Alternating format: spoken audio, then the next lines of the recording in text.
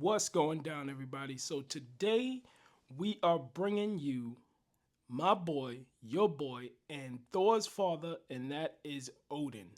This is the Odin from Marvel Legends for their 85th anniversary. They had a what was it? One of those baths, the ones where you get the it's like basically DLC parts. You get the different parts and different characters and things like that. That one was okay, and I think that was the one from the movies. But this one is the Odin from the comic books, and he's beefy. He's buffed, and he comes with some accessories. He definitely they did very well with this one. So that's what I'm bringing you today in this review, and that is Odin. So the first thing I want to show you is the big ass box that it comes in. This is the box, which is pretty much filling up the my little table here and the screen. This is the back of the box, which has a cool portrait here of Odin looking real heroic. He got the two crows with him. He just looks cool as hell. You have all the writing of who he is. Odin, king of Asgard, uses his immense wisdom and skills as a warrior to defend the realms as the All-Father. Which, does that mean he's like everybody's father or just whatever? But this is the box. This is the side of it. Just comes with the Marvel Legends series in the window. And then the other side has a portrait of Odin on it. And it says, celebrating Marvel 85 years, which is pretty cool. I like the box. The box looks pretty sick to me. Yep. And it says celebrating 85 years on the bottom there too. And on the top. So that is the box. So now let's go into the accessories that he comes with. He comes with quite a few things here. He comes with his sword, which looks pretty good. I like the way they did the sword here. It looks good. It's not it bends, but it's still kind of like a little stiff. So the sword came out pretty good. I like that. And he has his staff, which I think the staff is a reuse. I'm not sure which one is a reuse from because this is my first Odin that I ever got. But there's his staff. Then he comes with two holding fist.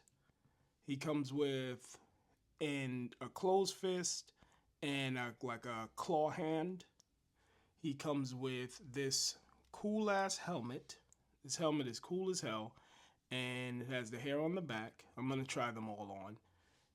He comes with this helmet, which is my favorite. This is the helmet that kind of looks like the Loki helmet. I love this helmet. This one is cool as hell. Then he has his regular long hair, which you can have on him, cause right now my boy is looking bald. And he comes with his two ravens or crows or whatever you want to call them. He comes with those two. So yeah, they stacked him with some accessories. The accessories look pretty dope. So those are all the accessories that he comes with. So now let me show you how he looks with some of the different hair pieces. This is how he looks without it. So he's just bald and he has the peg on the top of his head. Let me put on the one with the horns, which is my favorite. Because if you see inside, it has like a little latch thing, like a little hook thing that hooks on so that it kind of plugs onto his head once you hear the snap. So that's him with the horns, basically the Loki horns. This is the one that I love the most. This one is pretty dope. As the Loki horns, there's no hair coming out of the back. So let's get that one off. Now, for the other ones, what you have to do, because this piece here with the little cloth cape, the cloth cape is pretty flimsy. It could have had some wires, but, they just put the cape on there. You have to take off this part, which snaps in. So you're removing this piece here, which is the fur piece, which you can have him with it off. Or you can even take the cape off too, because it's just over these little pieces right here. So with that, if you want to put on the hair, the regular hair, you would put it on. Make sure that's snapped in so it's not raised up and look like a wig. It kind of looks like a wig right now. Okay, so that's on there. Now as you see, the hair kind of goes down the back. So this thing has to go over it, which is a kind of a weird decision that they made with this. It has to snap over the hair. So then he looks like this. This is how he comes in the box, actually. But as you see, his hair is under it. I mean, the coolest thing would have been if they just made the hair that it moved, it had a hinge, you know, like some of the SH ones, that it had a hinge that it could move over it. But other than that, you'd have to put his hair under there like that. That's with that one. And also, you have to do the same thing when you're, let's get that off, when you use this one, because this one also has the hair that holds back. So you put that on his head.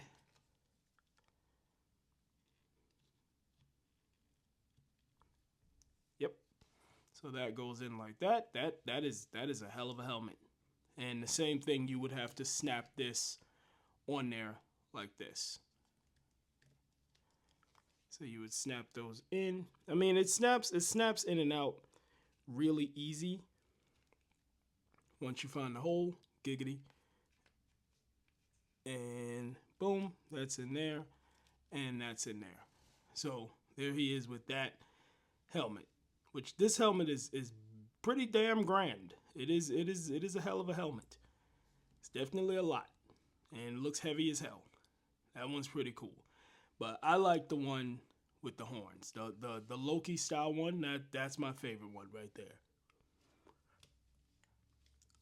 That is pretty cool. Boom. That's your boy with his dubious big ass helmet. Alright, so now let's get into articulation. Now when it comes to articulation, he's not the most agile, but he is a big character, so he doesn't really need to be that agile, but let's get into it anyway. Now as for his head movement, he can move his head like this, side to side, when he doesn't have the hair coming out the back. He can go up about that much where the beard kind of separates there. He can look down about that much. For his arms, these kind of move back a little when you lift the arms up. So it kind of moves and then it moves this thing with it. So his arms can go up like that. And they can pretty much go all the way up, but it's going to pop off this top piece. So that's a little limited unless you take off that top piece and you take off the cape in the back, but then you have the two holes on his shoulders. His arms can go out about that much, so we got the T-pose there. He has a very stiff, at the moment, matter of fact, he has a bicep swivel, which swivels a little bit, and then he has, if I can get it to, he has a one joint. It goes about 90 degrees. I don't want to snap it. I'm not using the blow dryer right now, but it goes about 90 degrees. The arm go up. It goes up about the same amount as this one here. And both arms pretty much do the T-pose the same, and it goes up about that much. His wrists have they can twist in about that much. They can twist out about that much. They don't have, is this one called vertical? I guess this is horizontal. So they have the horizontal. They don't have this one, the vertical. Both of them do the same on all of the hands. This one has it. Okay, so this one has the vertical hinge on it, as you can see there, and these have the horizontal hinge. Well, I might have that mixed up, but whatever it is, it's the opposites.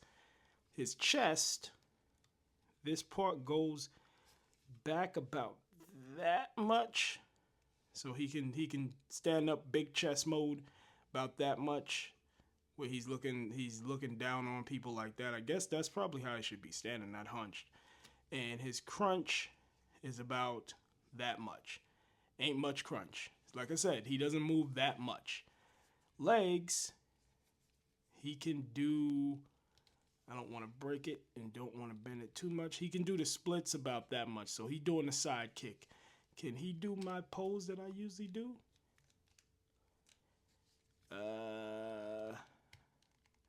Nah. He can kind of do it, but not so much. Okay, let's do that. I'm nervous. I don't want to break the figure itself because it's cool as hell, and I pretty much just have him standing up. He doesn't really have to do much. The knees are, let me see how far forward. So he goes forward about that much. He goes back about that much. He does have a thigh swivel. He has a thigh swivel in there, which is pretty cool. His knees are double jointed, but I haven't tried to get past the double because it kind of stops it right here. This kind of stops it, so it doesn't, the double doesn't work too well. His rocker for his feet, let's see. He goes about side about that much. Goes this way like this. Goes down about like that much. And goes up about that much. So like I said, his articulation is kind of limited, but I don't really need him to articulate that much. He just needs to look imposing, and he looks imposing. That's the coolest part. He's a big ass character that should just be in your, in your kits with the rest of the stuff, and he just looks cool.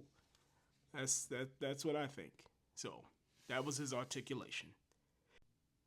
All right, so now let's get into size comparisons and see how big your boy stands. So from the bottom of his feet to the top of that crown that I have on there, that's about 9 inches.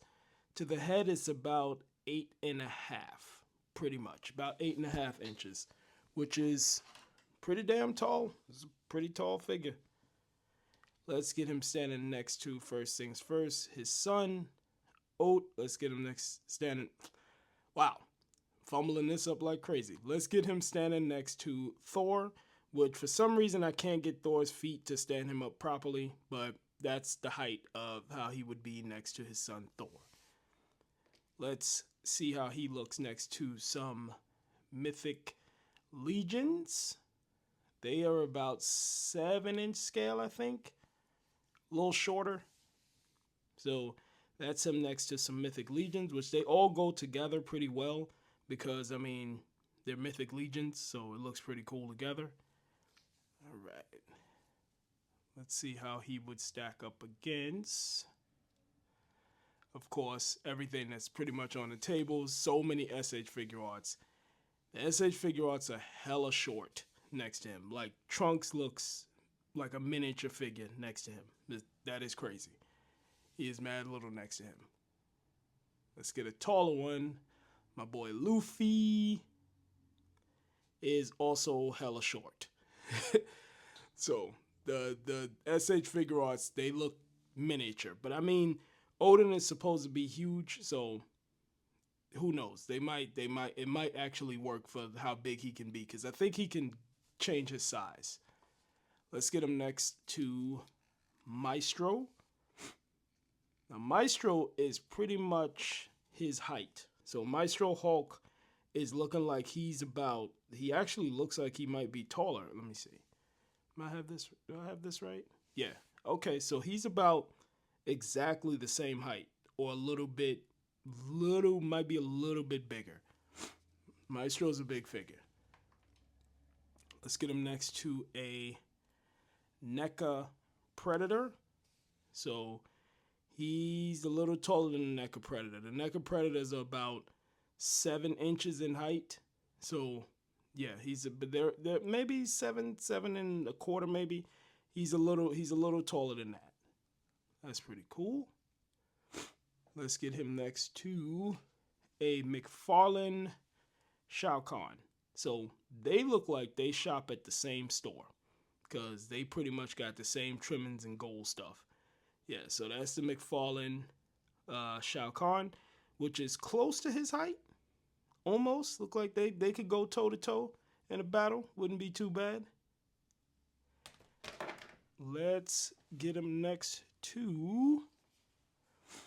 Let's see. Who else do I have that I could try? Oh, let's do my man Yujiro Hanma.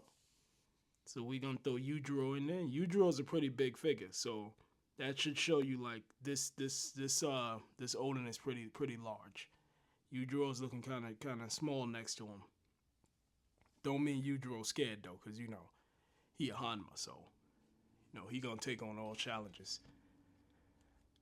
And last but not least, let's get him next to Storm Collectibles big ass Shiva.